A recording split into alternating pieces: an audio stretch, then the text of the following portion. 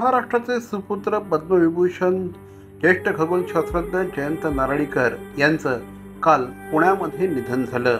मृत्यूसमयी त्यांचं वय 86 वर्ष एवढं होतं. आंतरराष्ट्रीय स्तरावर खगोलशास्त्रज्ञ म्हणून त्यांचा अधिकार मान्य झाला होता. जयंत नारळीकर हे अत्यंत सोप्या शैलीमध्ये मराठी विज्ञान कथा लिहिण्यासाठी अत्यंत लोकप्रिय होते. केम्ब्रिज विद्यापीठातून शिक्षण घेतल्यानंतर ते भारतामध्ये परतले. TIFR अर्थात टाटा मूलभूत संशोधन संस्थेमध्ये त्यांनी सुरुवातीला काम केलं. पुण्यामधील अत्यंत प्रतिष्ठित अशा आयुका या संस्थेच्या उभारणीमध्ये त्यांनी अतिशय महत्त्वाचं योगदान दिलं. 2021 मध्ये नाशिकमध्ये झालेल्या अखिल भारतीय साहित्य संमेलनाचं अध्यक्षपद देखील त्यांनी भूषवलं होतं. पहाटे झोपेतच त्यांची प्राणज्योत मालवली.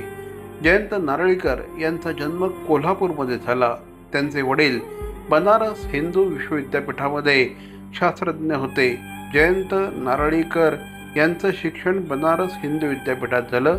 पुढील शिक्षणासाठी ते केम्ब्रिजला गेले होते. त्याकाळी जयंत नारळीकर यांनी फ्रेड हॉईल यांच्यासोबत काम केलं होतं. फ्रेड हॉईल हे जयंत नारळीकर यांचे गुरु होते. जगभरातील आघाडीच्या खगोलशास्त्रज्ञांमध्ये फ्रेड हॉईल यांचा समावेश होता. त्या काळामध्ये हॉईल नारळीकर ही थिअरी प्रसिद्ध झाली होती. जगाची निर्मिती स्फोटातून झाली या थिअरीचे दोघेही टीकाकार होते. जयंत नारळीकर यांना 1972 साली तत्कालीन पंतप्रधान इंदिरा गांधी यांनी बोलून घेतलं. त्यानंतर जयंत नारळीकर हे TIFR मध्ये दाखल झाले.